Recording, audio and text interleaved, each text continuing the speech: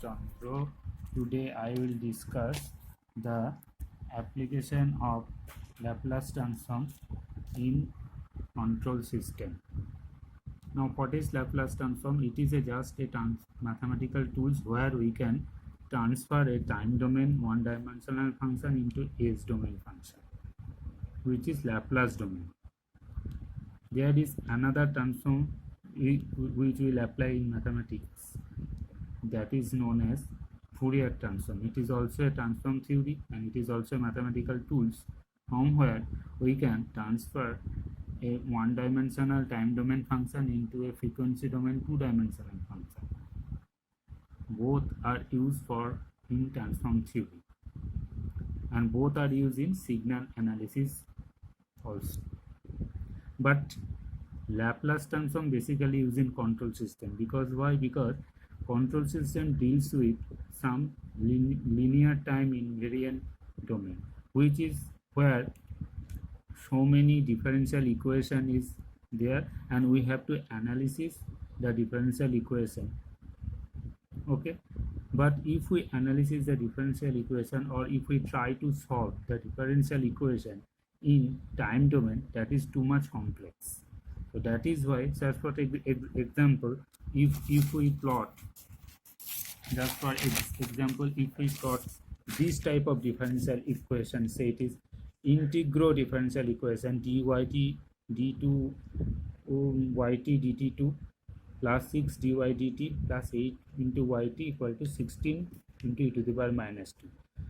So it is a differential equation second order, but the analysis of this differential equation is too much difficult. So for this purpose, to solve this differential equation, we basically use Laplace transform. So in that case, the analysis should be more easy. Now, what is Fourier transform? In Fourier transform, we have analysis signal components in frequency domain, and this signal should be in periodic in nature. So from here we can apply this Fourier transform. It has two parts: magnitude of the signal and other one phase response of the signal. Just for example, if we take this type of function e to the power minus t, so it is exponential decaying function. So this is the characteristic. It have both part, positive part and negative part. From this point to this point, it is positive part. From this point to that point, it is the negative part. So if we multiply this exponential decaying function into a step function e to the power ut, so we will get this.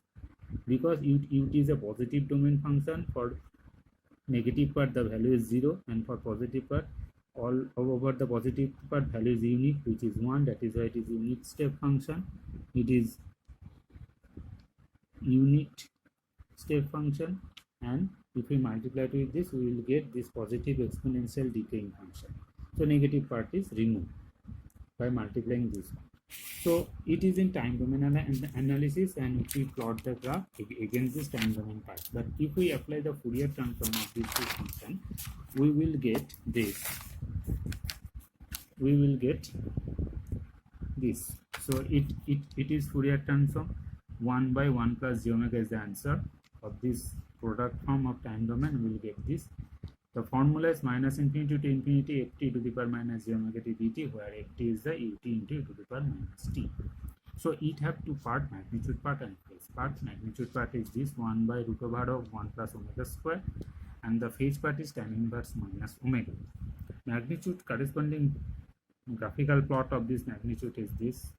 It is just like a Gaussian function, and this is the phase part.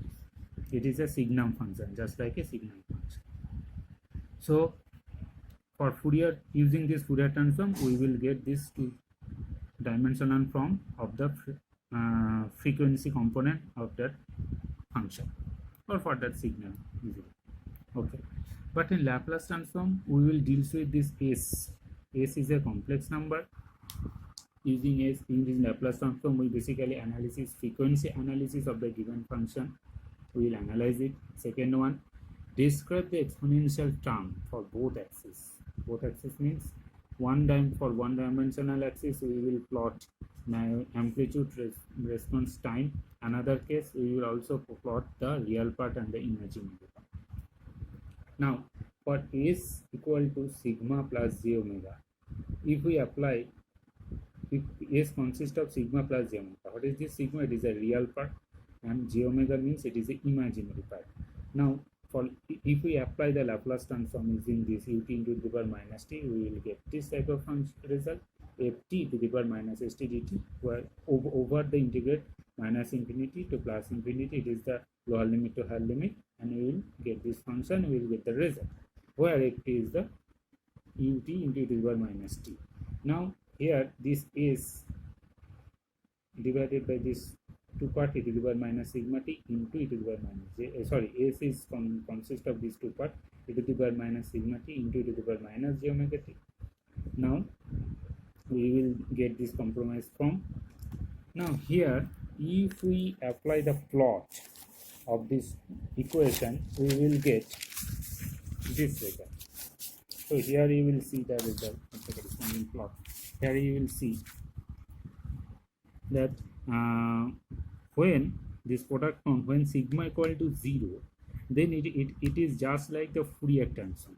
It is both are same. Laplace transform equal to the Fourier transform for 0 value of the sigma. That means real part is 0. Then if we plot this graph, we will easily get this axis. It is the imaginary axis, it is a real axis, and sigma equal to 0, we will get this axis. So all over this axis, real value is 0. It's just like an impulse function.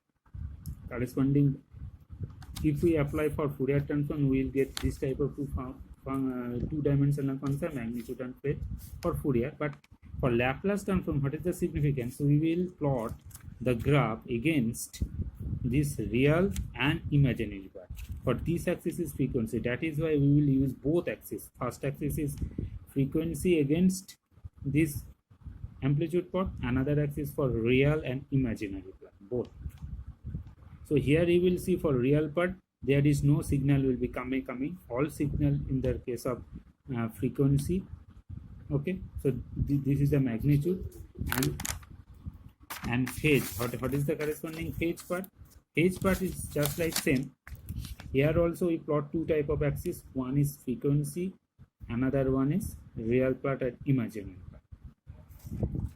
Okay, so here